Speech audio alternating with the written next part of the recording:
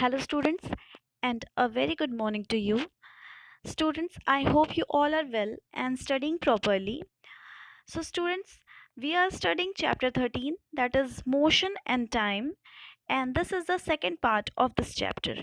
In previous part, we have studied about motion, different types of motion. Then we have studied about slow and fast moving objects.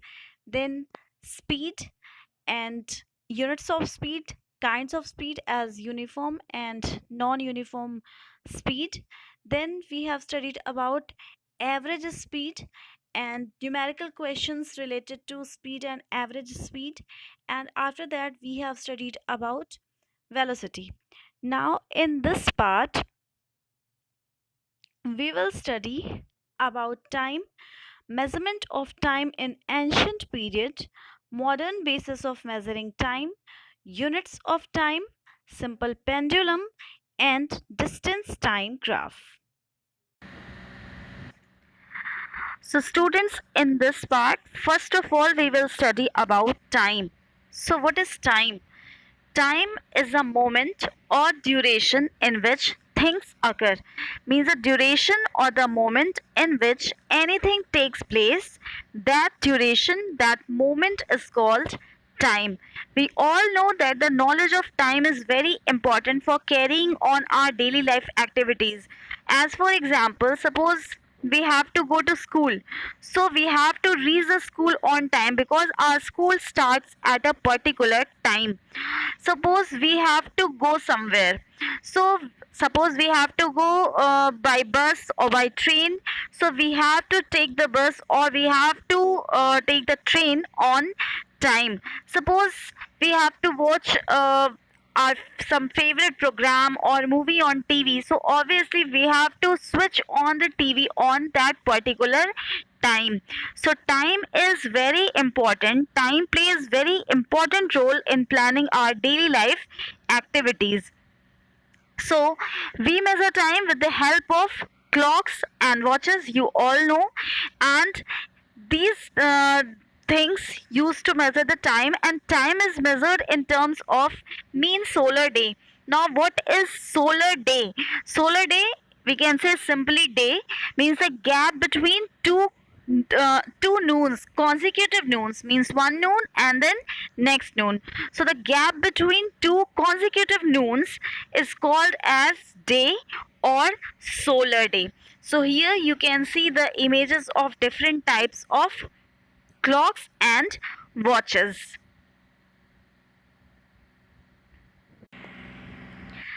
Now students, our next topic is measurement of time in ancient period.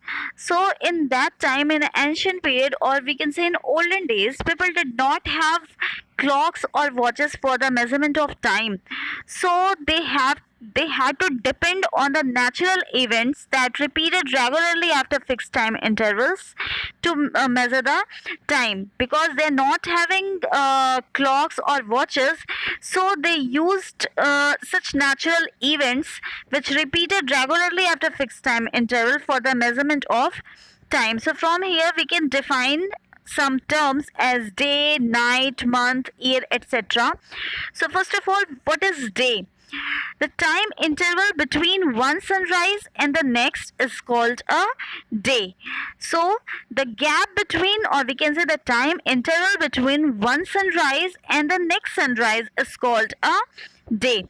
Then night. What is night?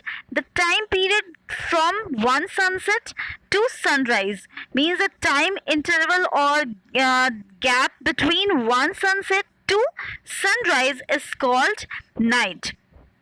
Then what is month? So we all know about new moon. So the time interval between one new moon and the next is called a month. Then year, the time taken by the earth to complete one revolution of the sun. We all know that earth revolves around the sun. So the time in which earth complete one revolution around the sun, that time is called one year. Now, students, our next topic is sundial. So, along with some natural events which was used by ancient people for a time measurement, because that events occur after a fixed time interval. Some devices were also there. That devices were used by ancient people for the time measurement. So one of the device which was used by ancient people for the time measurement is sundial. So sundial works, it measures time by the position of the shadow cast by the sun. As we all know that sun rises in the east, and throughout the day it moves in the sky and then it sets in the west. So just because of this movement of the sun in the sky, the position of the shadow of any object cast by the sun changes along with the position of the sun. So the sundial has a triangular blade, as you can see in the image, and that triangular blade is fixed vertically on the dial, and this dial is marked with hours of the day. So the sun casts a shadow of this vertical blade on the dial, as you can see the shadow of this vertical blade. And as the position of the sun changes in the sky, the position of shadow of blade on the dial also changes. So the position of the shadow of vertical blade on the dial, it gives the time of the day. So at many places, huge sundials have been constructed on the ground in the form of triangular walls, and some historical sundials are present in India also, as it present in Jantar Mantar in New Delhi and in Jaipur in Rajasthan. So students, some limitations for the use of sundial are also there, as sundial works in the presence of sun because it works on the basis of the shadow cast by the sun of the vertical blade. So sundial cannot be used in the night time, and it cannot be used in cloudy day.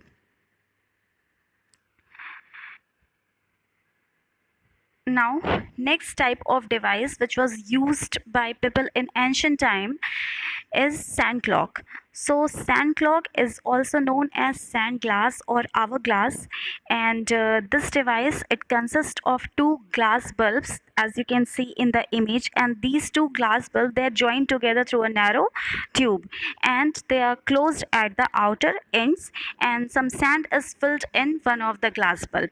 Okay, so as the setup is made, always the sand should be present in the upper bulb. Means when the sand flows down into the lower bulb, it is again it is inverted upside down. So sand should be present in the upper bulb. So the length of time taken by the sand to pass from one bulb of the sand clock to the other bulb, it gives a constant time interval. Means as the sand is filled, means only that much sand is filled in the bulb of sand clock, that it takes 1 hour to fall from the upper bulb to the lower bulb. That is why the sand clock or sand glass is also known as hourglass.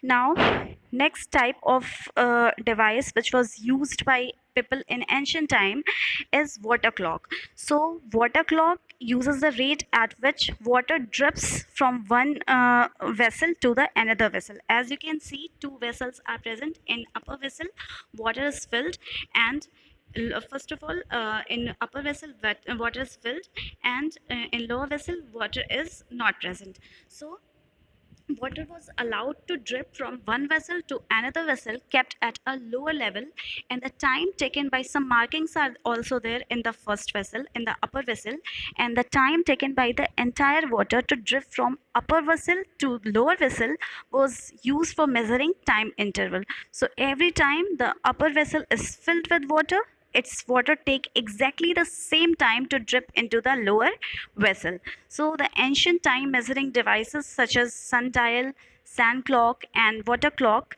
could not be used for the measurement of small time intervals as minutes and seconds. As you can see, they measures the hours only. So the measurement of small time intervals became possible when the new type of clocks as pendulum clocks were developed. So now we will see modern basis of measuring time. So first of all, nowadays Most clocks and watches, they have electric circuits, as we know, with one or more cell, and these are called digital or quartz clocks and watches. Digital clocks and watches, they use the vibration of a quartz crystal, and it measures time much more accurately compared to the earlier variety, and they are electronic in nature. Then mechanical wristwatches. In mechanical wristwatches, a balance wheel is present, and that balance wheels control the movement of the hands of the clock, hands of the watch. So the balance wheel, it serves the same purpose as pendulum present in the pendulum clock. And about pendulum clock, some information you are having from sixth class, as you have studied about oscillatory motion in sixth class, so something you're knowing about pendulum clock.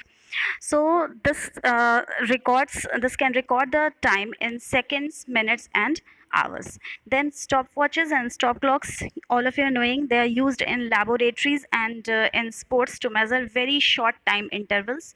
Then scientists use atomic clocks, which are used to measure shortest time interval as 10 millionth of a second. So that much shortest time the atomic clocks can measure.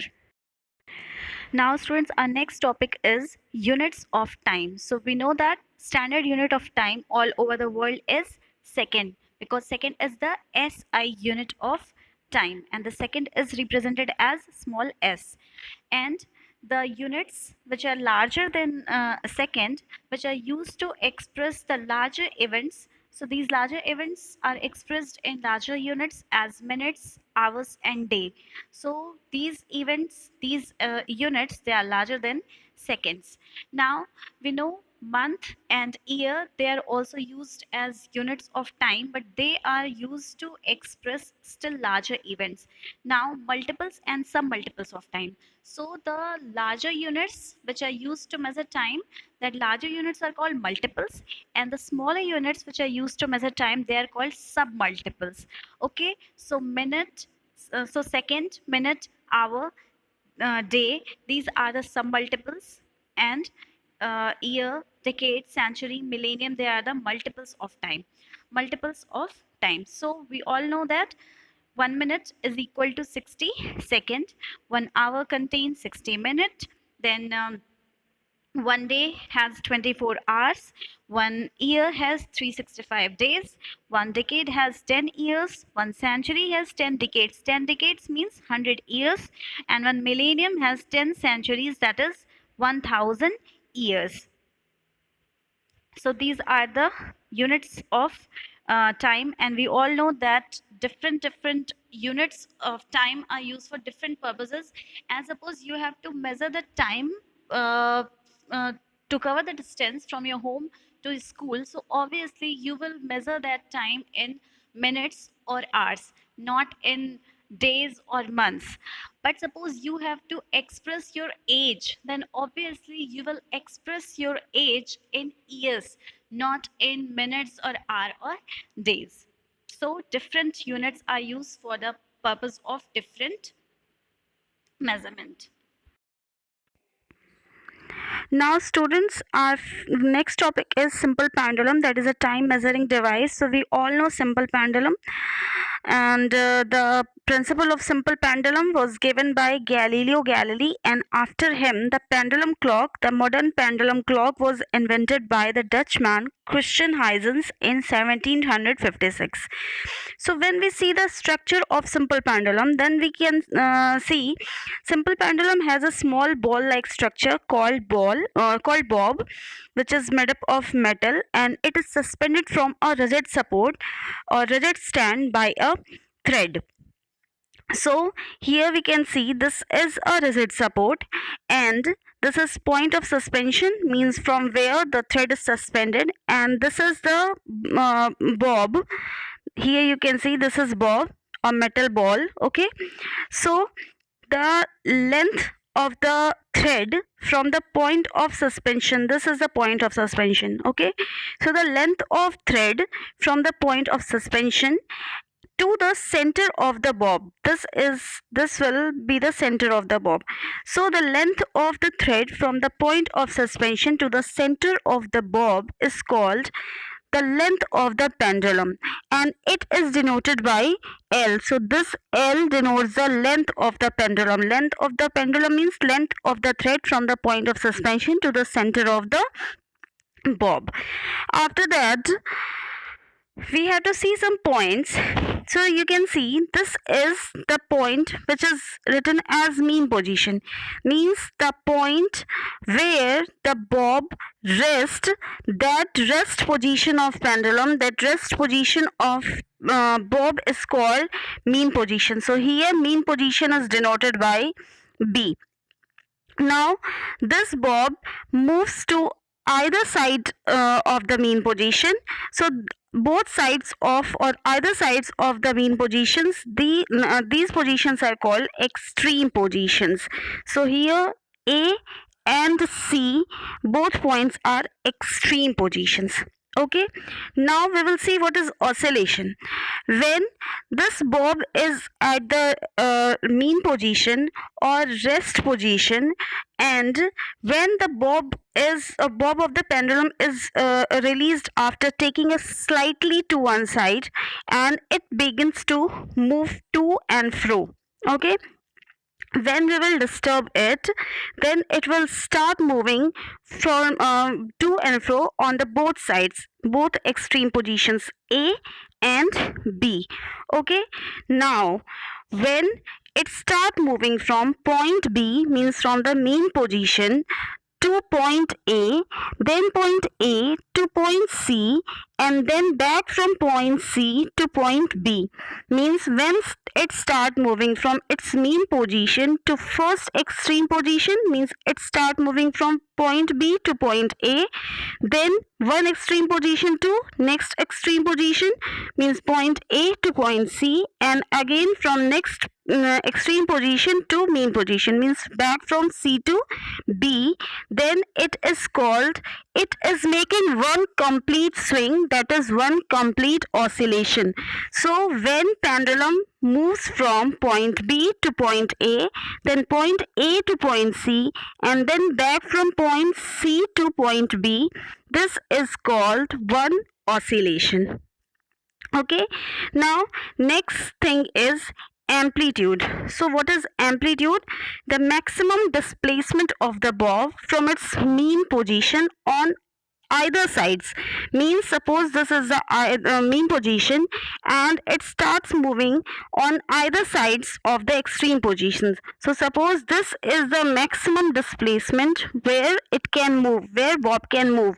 So the maximum displacement of the bob from its mean position on either sides of the extreme positions, this is called the amplitude of the pendulum. Next thing is time period. So what is time period? The time taken by the pendulum to complete one oscillation is called time period, and the unit of time period is second. Time period is equal to total time taken upon number of oscillations. So here we can see, suppose here this is the mean position and these two are the extreme positions. So the time taken by the pendulum to complete one oscillation, means here it will start moving from point B to point A, then point A to point C, and then from point C to point B. This is one oscillation. So time taken by the pendulum to complete one oscillation, this time is called time period. Means the time taken by the pendulum to complete this movement, point B to point A, then A to C, and back from C to B. So the time taken by the pendulum to complete one oscillation is called its time period, and the unit of the time period is second. And the formula of time period is equal to total time taken upon number of oscillations. Now here we are having one numerical question, that is, a pendulum oscillates 20 times in 60 seconds. So what is the time period of the pendulum? So here we can see number of oscillation is giving, that is 20, because pendulum oscillates 20 times. So number of oscillations 20 in 60 seconds means total time taken by a pendulum to complete 20 oscillations are 60 seconds. So here we have to find out time period. Time period means the time taken by pendulum to complete one oscillation. So time period is equal to total time taken upon number of oscillations. So total time means 60 seconds upon 20. So 60 upon 20, it means 3 seconds. Okay, so pendulum takes 3 seconds to complete one oscillation. It means the time period of this pendulum is 3 seconds. Now students, next topic is graphical representation of motion. So first of all, we should know what is graphical representation. So the presentation of any information or data in the form of a graph means when any information or data are presented on a graph, then it is called graphical representation. And the graphs are of many types as bar graph, pie chart, line graph, etc. So graphs are the tools which provide basic information about a variety of events. So here we will see what is distance time graph. So the motion of object can be represented in diagram form by drawing their distance time graph. The distance time graph shows how distance traveled by a moving object changes with time. It means the distance time graph is a graphical representation which shows an interrelationship between two quantities, that is distance and time, and it is represented by a line graph. So we know how to plot a graph. So we use a graph paper to draw distance time graph, and we know the graph paper has 1 centimeter square marked on it, and each centimeter square has a smaller 100 smaller squares in it, which are of millimeter squares. So it means that the sides of bigger square on the graph paper is 1 centimeter and that of the smaller square is 1 millimeter. So here you can see one data is given about motion, that is the time taken by the object is given in minutes and distance traveled is given in meter. So what we have to do, first of all, if we have to plot a graph, then we have to draw two perpendicular lines that represents two axes, that is x-axis and y-axis. So they represent the two axes, that is x dash o x and y dash o y. These two perpendicular lines are there, and they both lines, they are meeting at point O. Okay, now we have to select the quantities to be represented along the x-axis and y-axis. It means we have to select the quantities. Suppose here we are having two quantities, that is time taken and distance traveled. Okay, so we have to select the quantities that we have to represent on x-axis and y-axis. Now we choose the appropriate scales to represent the distance and time. Okay, so suppose we are selecting 5 minutes because first time taken by the object is 5 minutes. So suppose 1 centimeter we are taking as 5 minutes, and first distance traveled is 2 meters. So we are selecting for distance 1 centimeter is equal to 2 kilometer. Sorry, 2 meter. Okay, now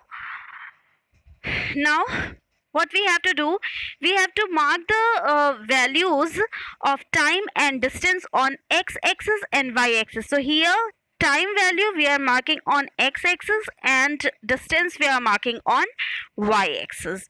Now we have to write the quantities and its unit along the axis that represents it. So here we have written time in minutes and here distance in meter. It should be in meter. Okay, now we had to plot the values in the time column along the x-axis and their corresponding value of distance along the y-axis. So here you can see on x-axis the value of time is given and on y-axis the value of distance is given. Now we have to find the point that represents 5 minutes on x-axis. So here you can see this is the 5 minute. So from this point we have to draw a parallel line to the y-axis. So here suppose this is the parallel line which is parallel to the y-axis. Now we have to draw a parallel line to x-axis from the point corresponding to 2 meter on y-axis. So this is y-axis and this is 2 meter. Okay, so here we will draw a line parallel to the x-axis. Okay, now we have to mark the intersecting points of these two lines with dark dots as you can see on in the image, and we have to encircle it. And now we will repeat the same processes for the other values also. Okay, now what we have to do, we have to join all the points with a continuous line meeting at point O. So this is the point O. From meeting this point we have to join all these points. So you can see in the image the all points are joined together. Now the distance time graph is obtained, and here we can see this distance time graph is a straight line. So this is how we can plot a distance time graph. Now we will see different types of distance time graph in different types of motion. So here first of all we will see distance time graph for a stationary body. Stationary body means the body which is not moving, means after traveling a certain distance, when a moving object stops moving, it means it becomes stationary. Then the distance traveled by it does not changes with time. So here you can see one data is given. Okay, time and distance are given, and here you can see here's a body which is not moving, means here at 5 meter, after 5 meter that body is not moving. Okay, at all time intervals it is on 5 meter only. So when it is traveling, after some time it stops moving, it means it becomes stationary. So the distance traveled by it does not changes with time, it means it remains same or constant. So the distance time graph for an object which stops moving or becomes stationary is a straight line parallel to the time axis, that is x-axis. Okay, so when an object becomes stationary, its speed is 0. So here its speed will become 0. Okay, so a straight line graph parallel to the x-axis is obtained that tells us the object becomes stationary, it is not moving. So this is the distance time graph for a stationary body. Stationary body means the body which is not moving. Now here we can see distance time graph for uniform motion. It means here you can see again data is given, time and distance both are given. Okay, so here we will study distance time graph for uniform motion. Uniform speed means constant speed. So when an object moves with a uniform speed means constant speed. Uniform speed in uniform motion, always the speed will be uniform speed. Okay, speed will not change. So when an object moves with a uniform speed or a constant speed, it travels equal distances in equal intervals of time. So here you can see it is traveling at 1 second it is traveling 2 meter, then again in next second it is traveling again 2 meters. So in it travels equal distances in equal intervals of time. So the distance traveled by object is directly proportional to the time. So directly proportional means a condition where if one value is increasing, the other value will also increase at the same rate. So here in this case, in uniform speed, the distance traveled is directly proportional to time. Directly proportional means when distance will increase, then time will also increase. If one value will increase, then other value will increase at the same rate. Okay, so when two things are directly proportional to each other, then the graph drawn between them is a straight line. Okay, thus that is why the distance time graph of any object moving with a uniform speed or with a constant speed is a straight line. So when we plot a graph, distance time graph for a uniform motion, we get a straight line. Now, next we will see distance time graph for a non-uniform speed. Here you can see time and distance both are given, but this is the data we can see. This is the data from uniform non-uniform motion. Okay, so what happened in this case?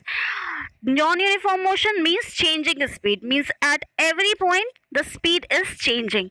So when any object moves with a non-uniform speed, means with a changing speed, it travels unequal distances in equal intervals of time. So here you can see time, how time increases: 1 second, 2 second, 3, 4, 5, 6, 7 and 7, means 1 second is increasing every time. But distance here you can see 1 meter to 3 meter, then 3 to 5, 5 to 10, 10 to 12, 12 to 15, 15 to 20. Means time is increasing equally, but distance is not increasing equally. Okay, so here what happened? In this case, if any object is moving with a non-uniform speed or changing speed, it travels unequal distances in equal intervals of time. Okay, so here the distance traveled by object is not directly proportional to the time. Not directly proportional means inversely proportional. Okay, it means if the value of one quantity is increasing, if one value is increasing, then other value will decrease. Okay, so what we have studied in directly proportional, if one value is increasing, then other value will increase at the same rate. But not directly proportional means inversely proportional. If one value will increase, then other value will decrease. So if if it is not directly proportional, it means the distance time graph is not straight. Okay, so the distance time graph for an object moving with non-uniform speed or changing speed, it is a curved line. So this curved line graph between distance and time, it shows that the object is moving with a non-uniform speed or changing speed. So the distance time graph in the form of curved line shows the object is moving with a speed which is not constant. Okay, so here we can say, if we are showing the distance time graph for a stationary object, means non-moving object, then we will get a straight line which is parallel to the time axis, that is x-axis with zero speed. Okay, when we will draw a graph between distance time for a uniform motion or constant speed or uniform speed, then we will get a straight line. And if we are plotting a distance time graph for non-uniform speed, then we will get a curved line. So this is all about your chapter, and here your chapter is completed. Now we will see some understanding based questions. So first question is, in a distance time graph, what type of motion does a straight line represent? What type of motion does a curved line represent? Then what is time? What are the limitations of sundial? What is time period? And what do you mean by oscillations? So all these answers of these questions you will get from this video only. So first must watch the video carefully and then find the answers of these questions. Thank you, students.